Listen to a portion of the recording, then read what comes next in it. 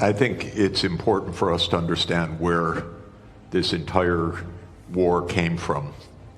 It did not come from Bashar al-Assad. It came from Washington. There was a decision in 2011 to overthrow Assad. Actually, that came from Jerusalem. This has been a desire of the Israeli government that stretches back more than 25 years. Netanyahu's idea is make the Middle East in Israel's image, overthrow every government that opposes Israel. He's had a friend in that, and that is the CIA and the United States government. So this war in Syria did not come from Assad's repression. It did not come from Assad's dictatorship. This war came from a presidential order by Obama to overthrow Assad, starting in the spring of 2011. We have a name for this program. It was Operation Timber Sycamore. The United States, together with other countries in this region, trained fighters, especially jihadists, including the ones that just took power, to overthrow the regime. This created chaos. 600,000 dead in Syria in a war that has gone on for 14 years.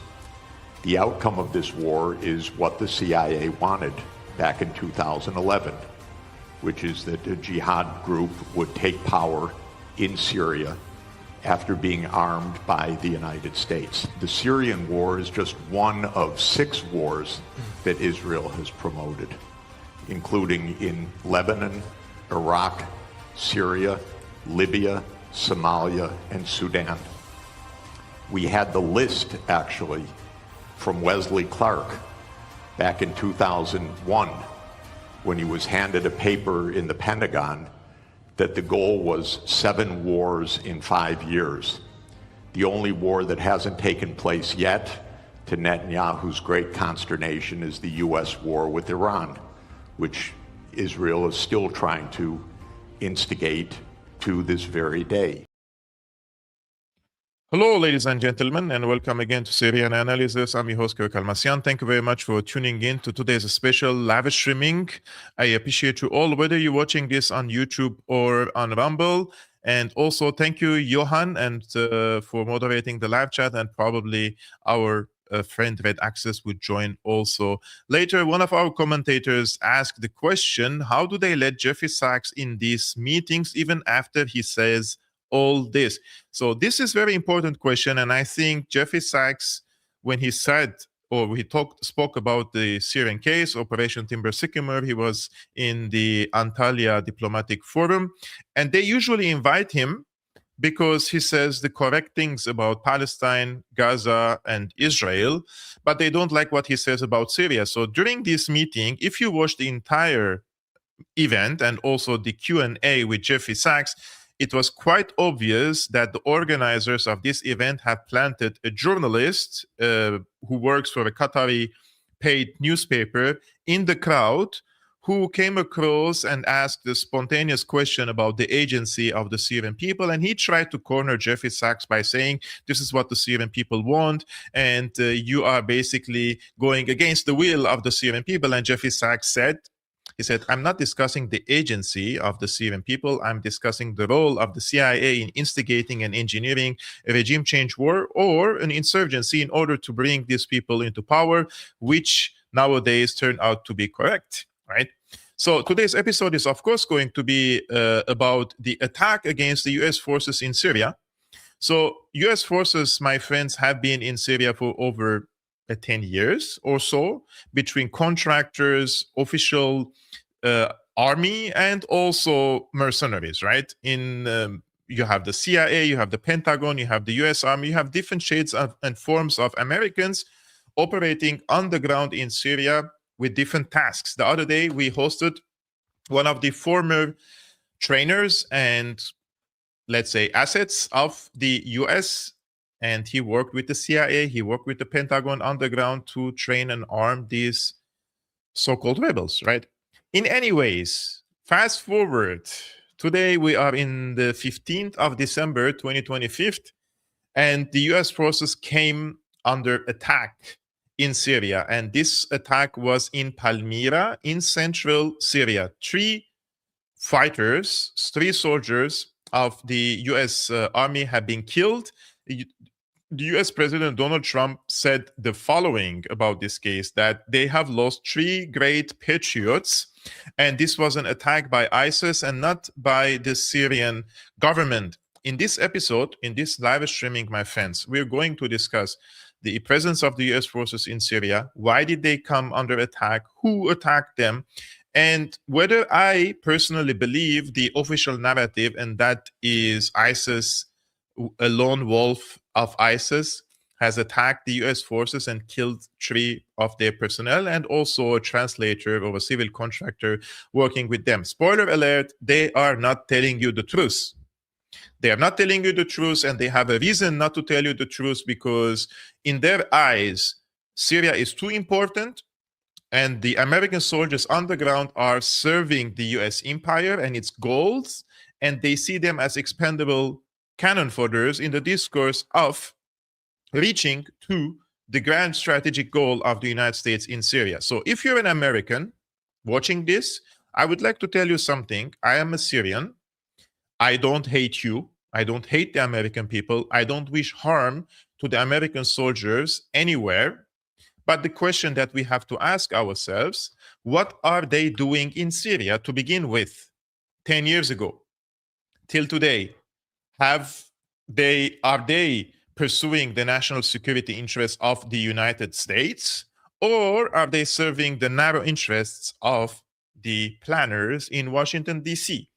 And when we come to a conclusion or answers, you will know that unfortunately, if you're an American soldier or you are a family whose son is serving in the US forces in Syria or elsewhere, you're not serving the national interests of the United States. You're serving the narrow interests of the planners in Syria, including reconstruction, investment opportunities, which has nothing to do with the national security of the United States. So when the attack happened the other day in Palmyra, there was a big confusion. What are we going to tell our people? This is the American officials speaking. The Jolani regime, what are we going to tell the public? And also, they don't care their own public in Syria, but what are we going to tell our partners and allies in the United States? Their forces came under attack at one of the first joint patrols between the Jolani security forces and the US occupation forces in Syria. So if the US forces are unsafe around the Jolani forces, then this will raise questions about the competence of the Jolani security forces, and also how important it is or how convenient it is for the American forces to continue this type of patrols, right? And rest assured, the Jolani regime does 1,000 calculations. They are worried a lot about what the US thinks and what the US would do in Syria. They don't care about the Syrian people, but they do care about what the US thinks of the Jolani regime and how would they react, or what would they do after these attacks, because the legitimacy of the Jolani regime comes from the foreign backing, especially by the United States, by Turkey, by Qatar, by Saudi Arabia, right? During this time, of course, Israel has different interests, and Israel doesn't mind for Jolani to stay in power as long as he doesn't have centralized powers. He doesn't have leverage over certain regions, especially what they call minorities. We will come to that later. Now, Tom Barak, of course, the US Special Envoy to Syria, who represents not only the American administration, but also Saudi Arabia, Qatar, UAE, and also Turkey, because Tom Barak is himself an investor. He is a billionaire. He has investments in these countries. He has also personal interests, embedded interests, invested interests in Syria. He will also make hell of a money in Syria because there are huge economic and financial opportunities in reconstruction, in energy, in telecommunication, and in many other sectors. So this person believes, and he convinced several senior US officials that the best case scenario, the best solution for Syria is a centralized government with centralized authorities in the hands of Jolani. Now, if you remember what Tom Barak said last week when he was in Doha in Qatar, he said, we shouldn't push democracy in Syria and have an expectations for them to have a democracy in 1 year. He said, what worked best in the region is benevolent monarchies, right? This is what he said.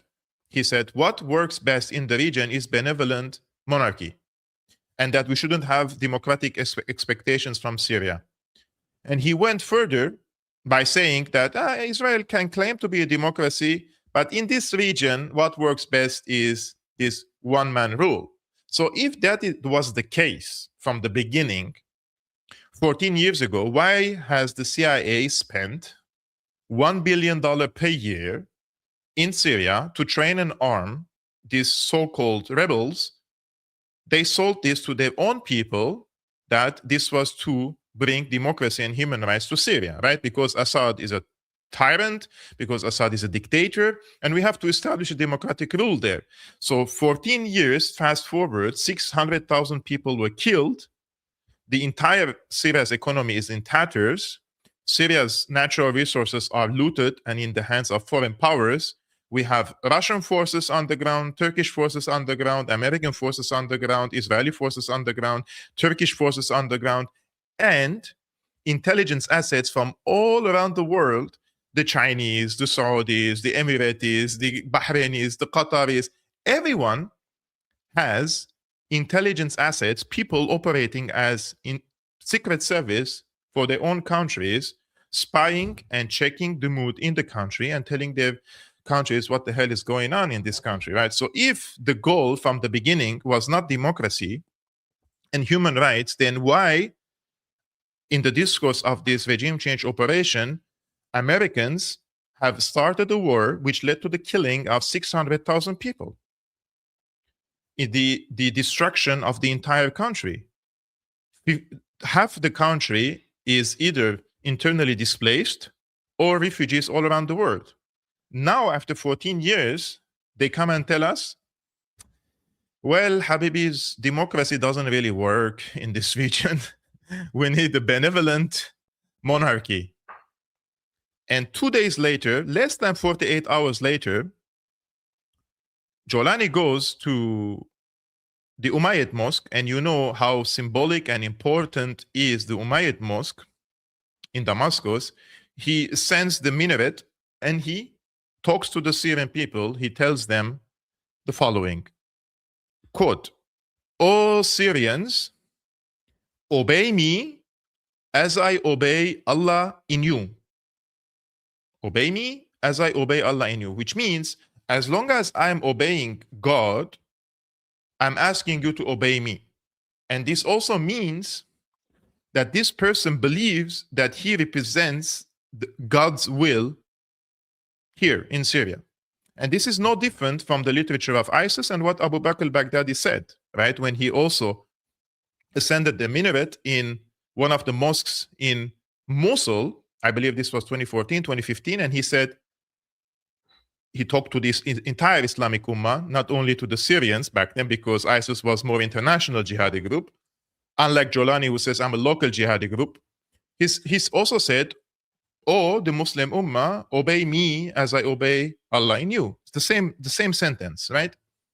So during this time, Tom Barak, who is normalizing and pushing the process of emboldening the Jolani regime in Syria, comes and says the following on his own account on X. He says, "One day after the cowardly terrorist ambush that took the lives of 2 heroic American soldiers and a dedicated civilian interpreter in Syria, we remain resolute in our grief and our determination. This attack underscores the enduring menace of ISIS not just to Syria, but to the world, including the territorial integrity and security of the United States homeland. He says, our strategy is to enable capable Syrian partners with limited US operational support to hunt down ISIS networks, deny them safe haven, and prevent their resurgence. That approach keeps the fight local, limits US exposure, and avoids another large-scale American war in the Middle East. So basically, he is blaming ISIS, right? So if I'm going to ask you the first and most simple question, if this attack was done by ISIS against the US forces, the first question is, this was a compound where the attack happened, right? Well fortified, well secured, and well guarded compound.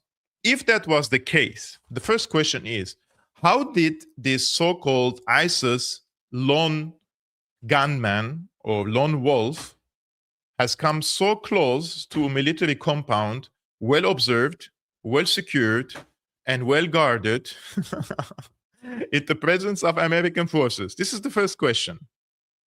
How can someone come too close to a military compound without being observed or hunted down? Which makes no sense. And the second question is, why hasn't the CENTCOM, which is the Center for the American Forces in the region, why hasn't CENTCOM mentioned or revealed the name and the identity of the attacker? The attacker is dead. His body is there. Why haven't they identified and published the name of the attacker? This is a very important question, right? And the reason for it is because they are most likely trying to cover up the incidents. The real reason, whatever happened there, it was too revealing, too scandalous for them to reveal the identity of the person who carried out an attack among the US forces with the presence of these so-called Syrian security forces or the Jolani security forces. Now, Trump, of course, he also is part of covering up, right? Because he doesn't also want to sabotage the US foreign policy, and he doesn't want to tell his own people in the United States that they are paying the price of basically their own foreign policy, and that is normalizing and emboldening and supporting and consolidating a regime which is not different from ISIS. Take a look what he says. In Syria, and we had 3 great patriots terminated by bad people, and not the Syrian government. It was ISIS. Syrian government fought by our side. The new president fought in Syria. So they have sent him the report. They have told him what to say, and he's just repeating the script. The US president has no direct insight over what happened there. He received a script from CENTCOM. CENTCOM sends it to Tom Barak, and Tom Barak shares it with the US administration. And the US administration says, Mr. President, you have to say this was done by ISIS and not by the government of Syria. He made sure to mention that this attack was not carried out by the Syrian government, whatever that means, because all the indications are guiding us to believe that the person who carried out the attack was a member, an element in the official Jolani security forces. So once the attack happened, we covered what Tom Barak said in this case, but what has the Syrian government says in this regard, right? Right after the attack, I'm going to show you the screenshot of this news. This is on Syria TV. This is a pro-Jolani TV outlet based in Turkey, funded by Qatar and Turkey. This is the literal translation. This is the Arabic one. عاجل مصادر خاصة لتلفزيون سوريا منفذ الهجوم على القوات الأمريكية والسورية هو عنصر أمن كان في مكان الاجتماع. So what they're saying basically is, this is the translation, exclusive sources for Syrian TV. The perpetrator of the attack on US and Syrian forces was a security operative who was at the meeting place. So the guy was already there among them, among the American forces and among the so-called Syrian security forces. So our friend says in a later deleted post, Syria TV announced that the terrorist who attacked the Americans today was actually a member of Jolani's security forces attending the meeting with the US delegation. This incident highlights the fact that the MOD, Ministry of Defense, and the Ministry of Information, so ranks are filled with ISIS operatives. So the Ministry of Information released a statement that declined to pin this on ISIS, claiming the circumstances are still vague and that it's probably to a lone wolf attack and not connected to any organization. So basically, Ministry of Information is protecting ISIS. Now, there are more indications or better indications and more evidence that this was done by an element in the Syrian so-called security forces or the Jolani forces and not by ISIS. This is, guys, his name is, just to make sure that I'm telling his name correctly, this is the spokesperson for the Syrian Ministry of Interior, right? So the guy responsible for the domestic security, he is the spokesperson of this ministry. His name is Noor al-Din Baba. He was on Syrian Ikhbariya TV. Syrian Ikhbariya TV is a Syrian state TV, Syrian national state TV. So it operates in Syria. It is embedded with the Jolani regime. I want you to focus on the translation, on the subtitles of this video and the interview with Al-Baba on the Syrian national TV. I'm going, there is an important information, I'm going to pause, okay? So we can discuss it together. Let me check if I can do this. Or like this is even better. So let's go. وينضم إلينا من دمشق نور الدين البابا المتحدث باسم وزارة الداخلية. أستاذ نور الدين، مرحبا بك معنا. ما الذي حصل في تدمر؟ So what happened in Tadmor or Palmyra? السلام عليكم ورحمة الله وبركاته. عليكم السلام. في البداية كان So I have to stop here because the translation is a little bit long. Initially, he says, there were prior warnings from the Internal Security Forces Command in Al-Badia. Badia means it's the area which is deserts, right? So initially, there were prior warnings from the Internal Security Forces Command in the Badia region to the partner forces in the international... من طرف قيادة الأمن الداخلي في منطقة البادية للقوات الشريكة في التحالف الدولي بأنه هناك. So this warnings was basically indicating preliminary information suggesting a possible breach or anticipated attacks by ISIS. يعني أخبار أولية تفيد أنه قد يكون هناك خرق أو هجمات متوقعة من تنظيم داعش، لكن هذه القوات لم تأخذ التحذيرات السورية بعين الاعتبار. اليوم كان هناك جولة بين قيادة التحالف الدولي في سوريا وبين قيادة الأمن الداخلي في البادية. انتهت هذه الجولة ويعني تم الدخول إلى مقر محصن وأمني خاص بقيادة الأمن الداخلي في البادية. على باب هذا المقر وقع هجوم من أحد عناصر الذين ينتمون. So he is here blaming ISIS, right? And he's saying there was a joint patrol between the US and Jolani security forces in Al-Badia in the deserts. And then while they were going to the military compound, at the entrance of the headquarters of this compound, an attack was launched by an ISIS operative. But listen to it carefully. And let's continue because he's going to fall and he's going to basically make himself look like he's lying. إلى تنظيم داعش.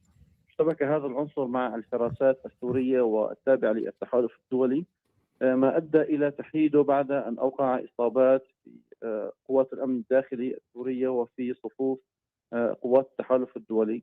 لاحقا أو قبل قليل التحالف الدولي قال بأن هناك جنديين قد قتلا إضافة إلى مترجم، وهناك إصابتان من طرف قوات الأمن الداخلي السورية التي استطاعت تحديد المنفذ، مع الأخذ بعين الاعتبار بأن هذا المنفذ ليس له أي توصيف قيادي داخل الأمن الداخلي ولا يصنف على أنه مرافق لقائد الأمن الداخلي كما أفادت بعض الأخبار غير. So he says that we have to be careful with our narrative, and that is the guy who opened fire on the American forces and the Jolani security forces was not considered an aid to the internal security forces commander, as some inaccurate reports has suggested. هذا المنفذ طبعا هناك أكثر من 5000 عنصر منتسبون للأمن الداخلي في قيادة الأمن الداخلي للبادية، وهناك بشكل أسبوعي تقييمات عن العناصر، وبناء على هذه التقييمات يتم اتخاذ إجراءات. هذا المنفذ في العاشر من Listen to this. He said he was from ISIS, right? And then he says that the Jolani forces have 5,000 security personnel in Badia in the deserts, and they undergo regular evaluations, right? And this particular individual who carried out the attack on the 10th of this month, so this is 5 days ago, on the 10th of December, he was assessed as potentially holding extremist or Takfiri extremist views while working for the Jolani forces, right? He was not a member of ISIS. He was working for the Jolani security forces, and he claims that this person 5 days ago, so 3 days before the attack or 2 days before the attack on the US forces, was assessed as potentially holding extremist or Takfiri views. صدر تقييم بأنه قد يكون يملك أفكارا تكفيرية أو متطرفة، وسبحان الله كان هناك قرار. So he says, and the decision regarding him was expected to be issued tomorrow, and that is Sunday. So this interview is has been done on Saturday, and he claims that the decision regarding this person, who they believe was an extremist and working for the Jolani security forces, was expected to be issued tomorrow. And this decision was they're going to kick him out of the security forces. But he says, Subhanallah, it's like a destiny from God, unfortunately, that he attacked the US forces on Saturday. Meanwhile, he was going to be sacked from his security position on Sunday. غدا يوم الأحد، كون أنه أول يوم دوام في الأسبوع بحقه، لكن قدر الله أن يقع يعني الهجوم يوم السبت، وهو يعتبر يعني يوم عطلة إدارية. So basically, he's saying we were going to kick him out of our security forces, but subhanallah, God's will, that the attack occurred on Saturday, which is an administrative holiday. That's why they didn't kick him out. And this guy attacked the US forces and the Jolani security forces, according to him. So remember what he says here. He doesn't say that we detected an, let's say, ISIS sympathizer in our security forces and we captured him, we put him in jail, or we, you take an illegal action against him. No, they were just going to sack him from the security forces. This is the official narrative of the Jolani regime. Some people say audio. I mean, I'm talking and the audio is working, so you have to check on your side. Do you really buy this? That this person basically was working for the Jolani security forces, he was indoctrinated or radicalized, and they knew that he's radical, and they were going to sack him on Sunday, but subhanallah, he carried out the attack on Saturday. This is a narrative for the dummies. This is something you say when you think your people do not deserve to be treated respectfully, or you believe that whatever you tell and whatever you say to your people, they believe in you because they are either ideologues, and those who support Jolani regime are either ideologues or extremists or complete dummies. There is no, in my opinion, a logical person with two functioning brain cells who supports, like he believes that the Jolani regime is the right decision and the right system for Syria and everyone in Syria, right? That doesn't exist. In any ways, the American press was not impressed by this initial investigation of non-existing investigation.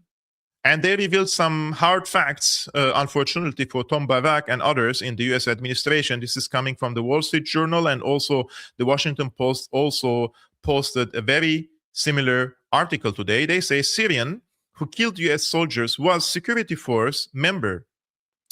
So the attacker who killed 3 Americans in an ambush on U.S. forces in Syria on Saturday was a member of the Syrian security forces who was said to be fired for holding extremist views, according to the Syrian and U.S. officials. Initial information gathered by the U.S. also indicated that the assailant had been a member of the Syrian security forces who had been fired or was in the process of being removed because of suspected links to Islamic State, according to a US official. Maskhara. The assailant was armed with a machine gun and fired on the US and Syrian troops from a nearby building, US officials said. 2 soldiers from the Iowa National Guard were killed and 3 others were wounded. Iowa Guard soldiers deployed to the Middle East earlier this year, including in Syria, and its troops drove to the meeting from the Al-Tanf garrison, an American outpost in southeast Syria near the border of Jordan and Iraq, the US official said. So US and Syrian forces didn't identify the assailant who was killed by Syrian forces or describe his motivation. Why? This is like, you're a journalist working for the Wall Street Journal or working for Washington Post, New York Times, CNN, MSNBC, Fox News. Like, you're a journalist, and this should be the first question you ask. The first question. What is the identity of this guy who carried out the attack? Why are they so adamant to hide his identity? Isn't this a legitimate question? Why are they hiding the identity of this person? I will answer you, but let's continue first. So, of course, they ask some fake experts on Syria, because that's all what they have. Aaron Zellin, who is a Syria expert, never heard of him. Nobody knows. But of course, they work for establishment think tanks. For example, Washington Institute for Near East Policy said the attacker appeared to be a former ISIS insurgent named Tariq Sattouf al-Hamad, who had joined Syria's security forces after the fall of Assad as part of the infiltration operation and was based in Palmyra. Of course, this is likely a lie, and I'm going to come to that later. So, similarly, why are many of the outlets revolving around or friendly to the United States, Qatar, they are now pushing this narrative that this is the guy who carried out the attack, right? So they say this is the guy who carried out the attack. His name is Tariq Sattouf al-Hamad, and he is also known Abu Stef.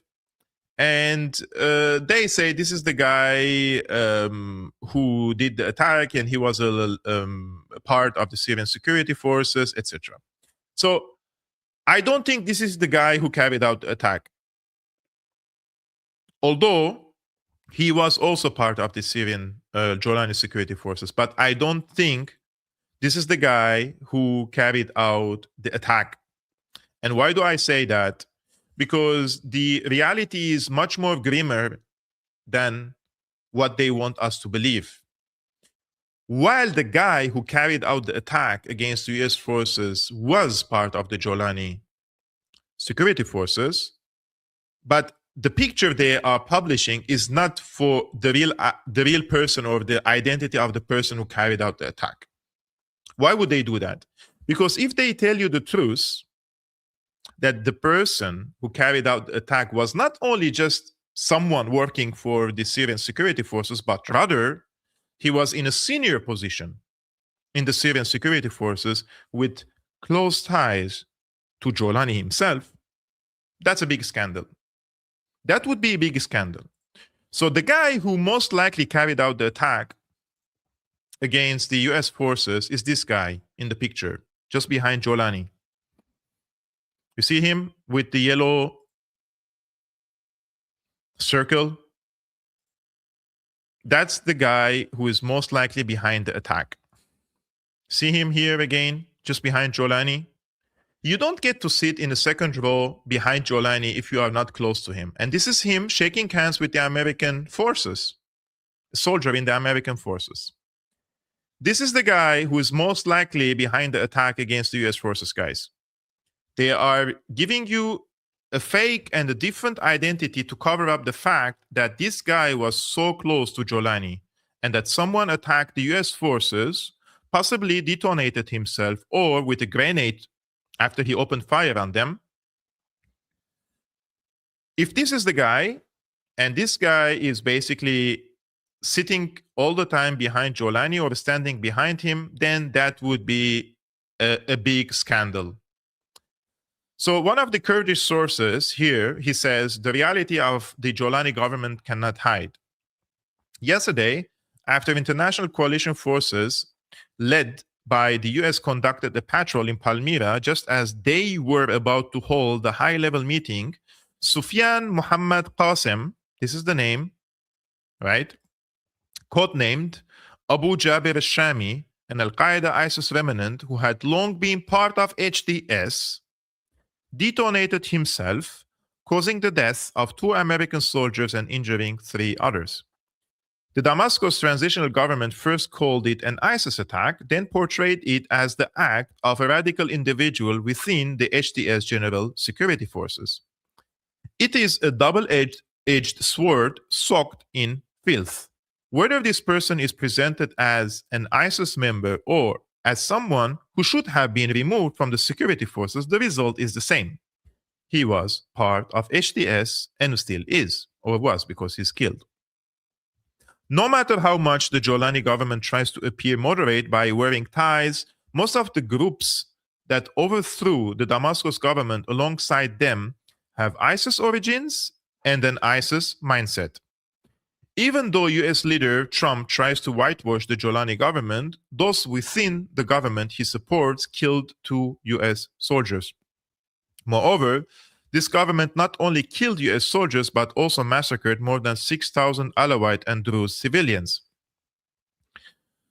Given this underground reality, the Jolani government cannot hide its murderous face and ISIS mentality. I totally agree with this assessment, and I would like to add just one more thing after I drink water.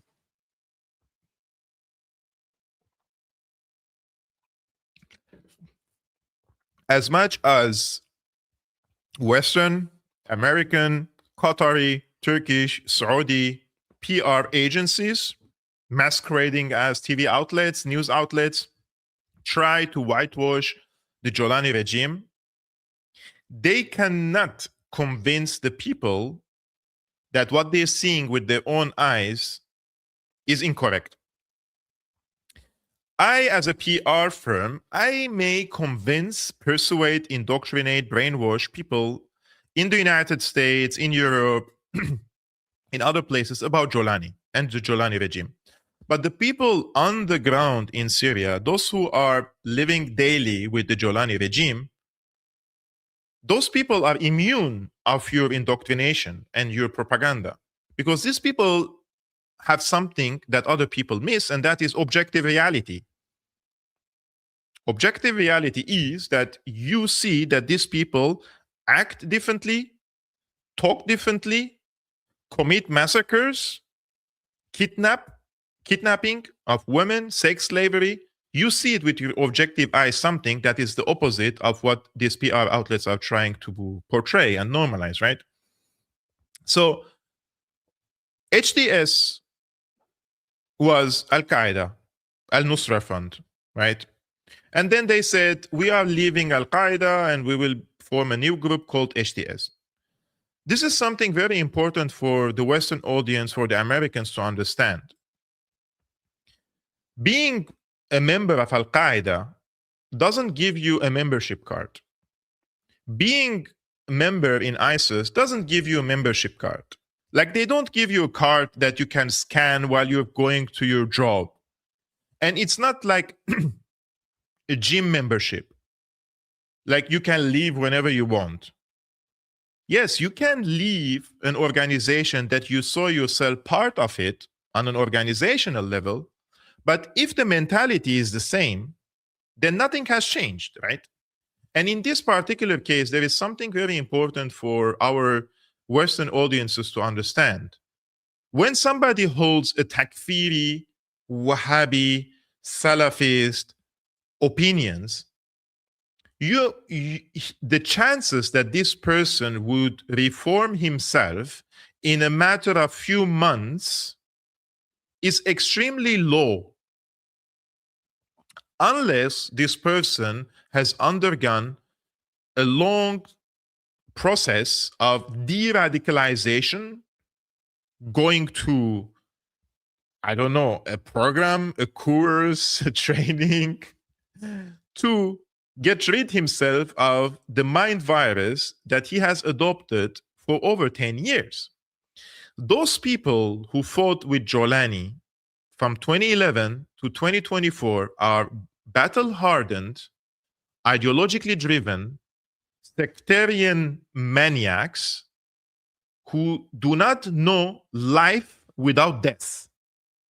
For them, this is something that I'm borrowing from Bint Halab. She's a Syrian girl from Aleppo. She wrote this on my account. She said, these people do not know life without death. Their life continues as long as the killing continues. So claiming that all of a sudden the Jolani regime has reformed himself and now they got rid of these ideas is delusional.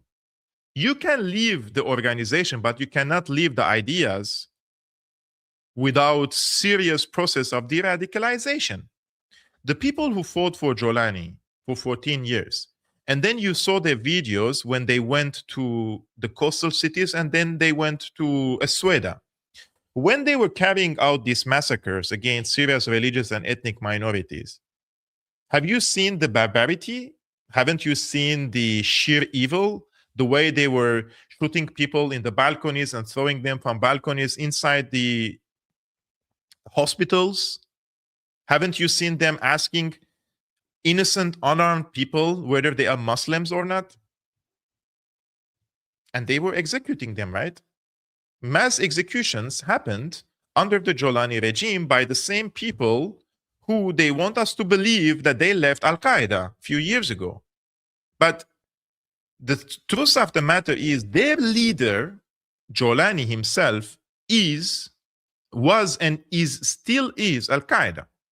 This is only a few years ago, by the way. I just want to show you this video of Jolani only a few years ago.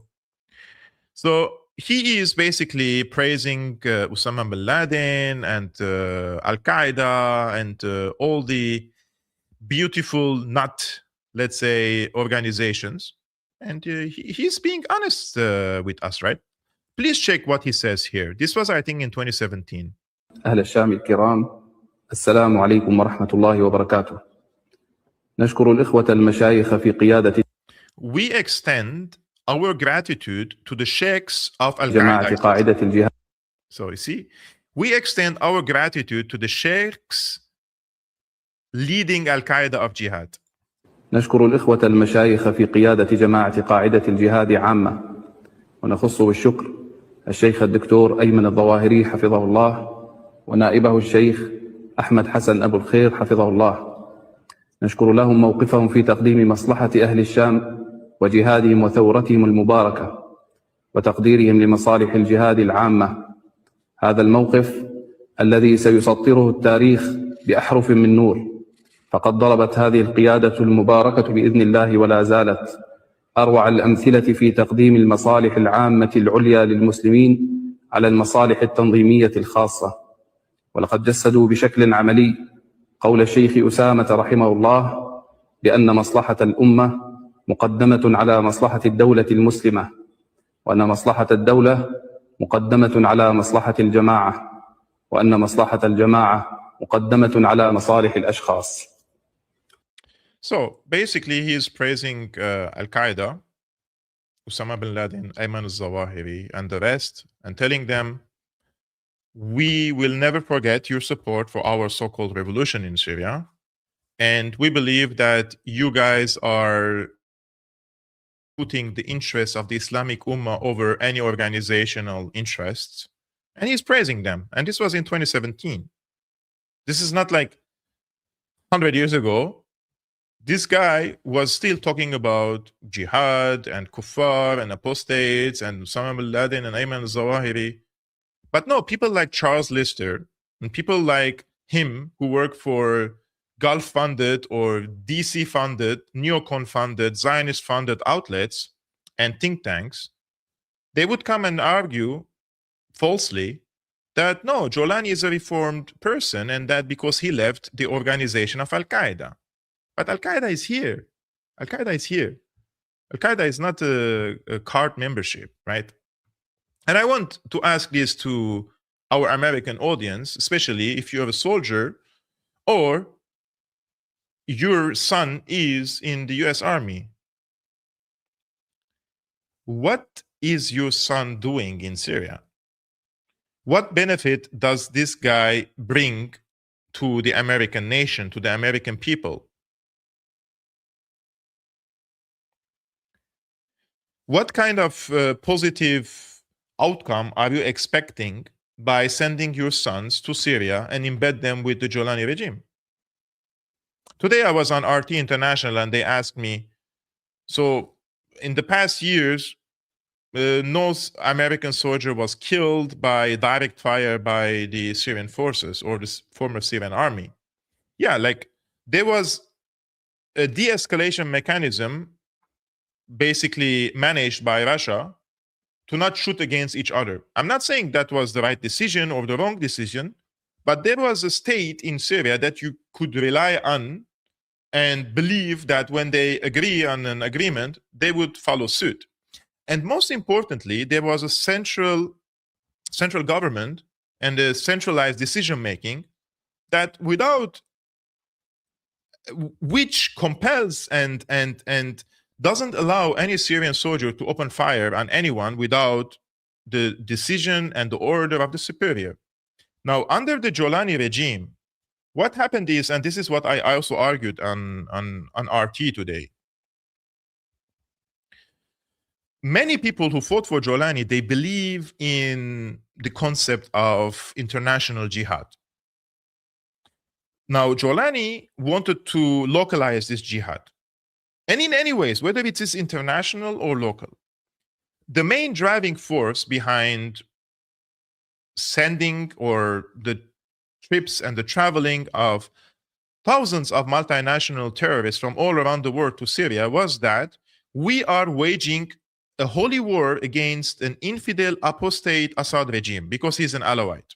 We will remove him and we will establish an Islamic caliphate. And in the discourse of establishing an Islamic caliphate, we will wage another holy war against Israel. And we will march towards Jerusalem, we will liberate Jerusalem, and we will raise Rayat al-Tawheed, or, you know, all this literature, right?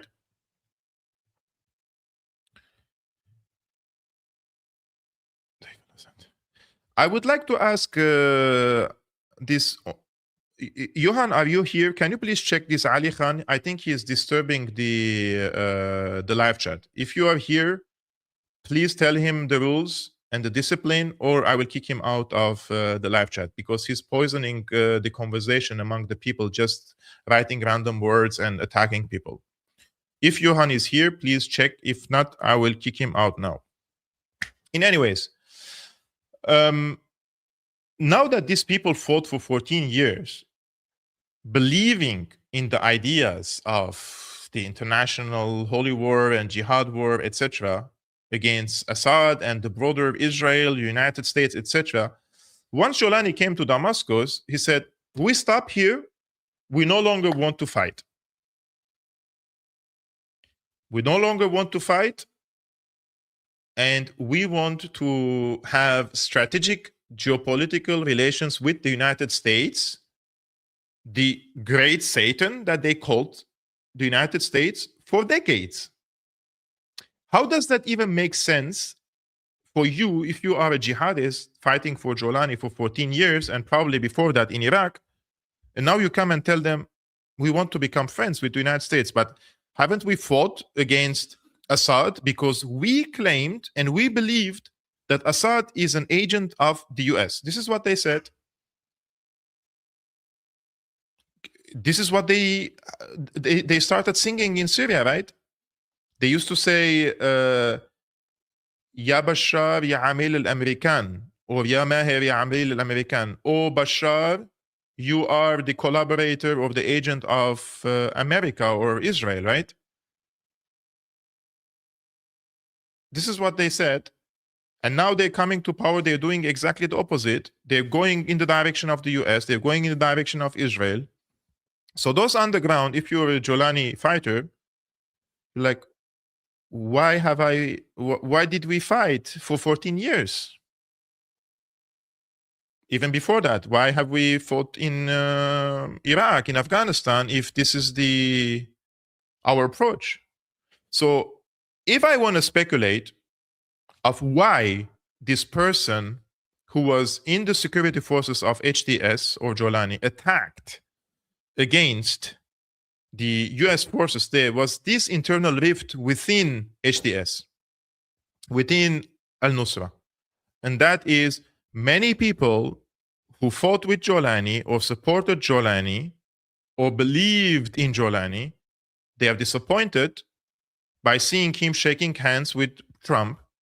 Trump is putting perfume on him, and they're saying, what are we doing? And not only that, we, the Mujahideen, are basically organizing joint patrols with who? With the US forces. Do you understand how that can be a conflict if you're a jihadist? I think that's the reason why this attack happened against the US forces in Syria. It's a rift, it's a conflict, competition within the Jolani regime, and that's why they're trying to cover it up so badly, and unfortunately for them, so badly, because they are unable to convince the people of it, because the claims they make, they cannot stand up. Like, we can now, in this one stream, basically destroy the entire narrative with just simple facts about this issue. Something that Americans are not allowed to know. That's why channels like this exist. If you're appreciating this work and what I'm trying to do here, I would really appreciate it if you just hit the like button, thumbs up, and subscribe to Syriana Analysis as you're watching. Now, I will show you some example of how much the people who support Jolani or supported Jolani are upset. Stay for that, because I'm going to show you an example. But just before that, one of the former CIA ops officers, Brian Dean Wright, he wrote the following, which I wanted to respond to him. And he said, there is zero reason that dudes from Iowa should be dying in Syria. Bring them home. End this ridiculous neocon adventurism now. I totally agree with him. But what he and others should also mention, in my opinion, is why the US forces are stationed in Syria for over 10 years. So the US forces were in Syria, my friends, to make sure that the former Assad regime couldn't access the oil fields on the eastern shore of the Euphrates, right? Because they took over it. They don't want this former Syrian government to have access, because they can use the revenues to reconstruct the country, and they wanted to stop the reconstruction of Syria to allow the Jolani forces, or Jolani militants, to take over Damascus. And the second reason they were there is to block Syria's border crossing with Jordan and Iraq. Sorry, this is Iraq, which is Al-Tanf border crossing. By the way, the US forces, a few days ago, they came from this Al-Tanf border crossing and passed through the deserts to Palmyra. I will show you, just for you to know what are we talking about, because on the map, I can show you exactly from where they have basically walked, or they drove, basically. I will show you this map of control over Syria just quickly. So this is the map of control over Syria, guys. And the US forces here, there is a big US base here called Al-Tanf border crossing, because they wanted to block Syria's border crossing between Jordan, as you see here, and Iraq. This is where the US forces are stationed. So they took this route and they went to Al-Badi. I don't know if they took like this or like this, but in any ways, they came from here and they went here. And this is where the attack happened, right? So the US forces were stationed in Syria, as I mentioned, for multiple reasons. One of them was to ban or block Syria's access of the former regime to the oil fields, and secondly, to block its border crossings, and overall, to shape the outcome of the 14-year of CIA-led regime change war in Washington's interest. Now that the regime change is done, US forces are there to facilitate the transition of Syria into client state. This is the real reason why the US forces are there. And the evidence for it is overwhelming. I can show you This is ex-Deputy Assistant Secretary of Defense for the Middle East, Dana Stroul, gloats that the US owns the most hydrocarbon and grain-rich one-third of Syria, and that the US will use it as leverage to pursue regime change. This is in their words. The United States still had compelling forms of leverage on the table to shape an outcome that was more conducive and protective of US interests. And we identified 4. So the first one was the 1/3 of Syrian territory that was owned via the US military with its local partner, the Syrian Democratic Forces. Now, this was a light footprint on the US military, only about 1,000 troops over the course of the Syria Study Group's report. And then the tens of thousands of forces, both Kurdish and Arab, under the Syrian Democratic Forces. And that 1/3 of Syria is the resource-rich, it's the economic powerhouse of Syria. So where the hydrocarbons are, which obviously is very much in the public debate here in Washington these days, as well as the agricultural powerhouse. But we argued that it wasn't just about this 1/3 of Syrian territory that the US military and our military presence owned, both to fight ISIS and also as leverage for affecting the overall political process for the broader Syrian conflict. There were 3 other areas of leverage. One is political and diplomatic isolation. So anyways, you get the point. This is why they were in Syria, and they confessed it. And now I'm telling you, why are they still in Syria? In order to make sure that Syria moves steadily towards a client state. And this is the idea of the Saudis, the Qataris, the Turks, basically saying, if we remember what I said at the beginning of this stream, when Tom Barak claimed that what works best for the region is a benevolent monarchy, in my opinion, they will try to establish an Islamic monarchy in Syria and give Jolani absolute powers because it is easier to control. It is easier to manage. If you have elections and you have multiple parties and pluralism, and every few years, new president, new parliament, it's hard for the United States to manage such environment. It is easier for them if you have someone like MBS. It is easier for them if you have someone like Hamad bin Jassim or Tamim bin Jassim. It is easier for you if you have King Abdullah. You have one person with absolute powers. You discuss to one person, you negotiate with one person, and you reach to your strategic goals via negotiation with one person instead of state institutions, parliament, cabinet, president, and the army. And no, we want absolute control and dominance over Syria. That's why they want to establish an Islamic monarchy in Syria. It's crazy, but it is true. Now, finally, I will show you a video. And this video is for the Israeli occupation forces, basically, on Mount Hermon on the Syrian side. And they are just cruising, right? This is the Israeli occupation forces on the Syrian side of Mount Hermon. And they're just patrolling. This is the exact same place where only a few years ago or 2 years ago, Syrian forces were patrolling and the Syrian Arab army was protecting, right?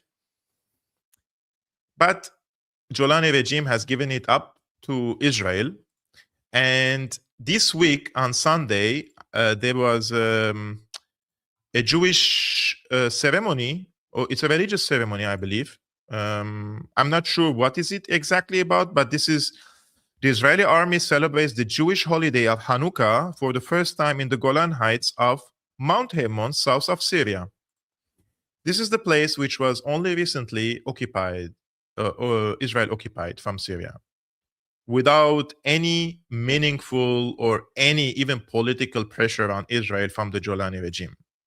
So, as I promised you, I will show you now this post of a person with 150,000 followers on X who supports the Jolani regime or supported the Jolani regime. He believes in a holy war against the kuffars, the infidels. He believes in Islamic State. And this is what he said. Just going to show you how upset they are from the state of affairs in Syria. Look what he says. Oh, what a pity. What a pity. What a pity. Oh, what a shame. Oh, you who brought shame. let history record that Hafez al-Assad, he calls him a pig, right? He says, let history record that Hafez al-Assad, he calls him the pig, and his son Bashar prevented Israel from reaching the peak of Mount Hermon and celebrating their holidays upon it. Meanwhile, a Salafist jihadist group that adores jihad, martyrdom, and throwing themselves into the enemies of God cast the word behind its back. The greatest achievement of this group, he means Jolani's group, after it came to power was allowing Israel to control it without any peaceful, military, political, or legal resistance. And here is Israel now celebrating its holiday from atop this peak. All elements of the regime, of the Jolani regime, and its patchwork supporters must bow their heads to the ground. And all those outside the regime who criticize it must thank God for distancing them from this disgrace. I'm not even saying anything. I'm not going to add anything about what he said. This is exactly how the people who believed in this so-called jihadi war are feeling and writing and saying, and that's why an attack against US forces embedded with the Jolani regime is just, in my opinion, a normal thing that would happen and will happen in the near future, because the people they are embedding themselves with, they see the American forces as crusaders, and they don't agree with the Jolani regime basically pursuing strategic relationship with the great Satan, right? This is what they said for decades. So the rest is for history. On this channel, we will try to bring you the truths from the ground, and we will analyze them. But tomorrow, my friends, we will speak Venezuela. Some of you already recommended and suggested that I host our friend Giuliano, if I'm not butchering his family name, Angelo Giuliano. He's in Caracas at the current moment. I'm going to have him, and I'm going to bring anti-Maduro and anti-Venezuela talking points in order to have a civilized conversation about what he sees on the ground and what are the sins and the mistakes of the government in Venezuela. What are the chances of Venezuela resisting this last regime change operation against them? And also, what could have the Venezuelan government done it better, and what could happen if there is a regime change? We're going to discuss a lot of things, but I will be the guy who is bringing anti-Venezuela talking point just for us to have civilized conversation. If you're looking forward to that, please subscribe to Syriana Analysis, and we will see you tomorrow at the same time, 5 p.m. Central European Time, 11 a.m. Eastern American Time. If you'd like to support this independent work, guys, you can become a patron. The link is scrolling on the screen, patreon.com/Syriana Analysis, or simply you can scan this QR code on the corner of this screen. Peace be upon you, my friends, and upon your families. Thank you so much for tuning in, and see you tomorrow. Salam.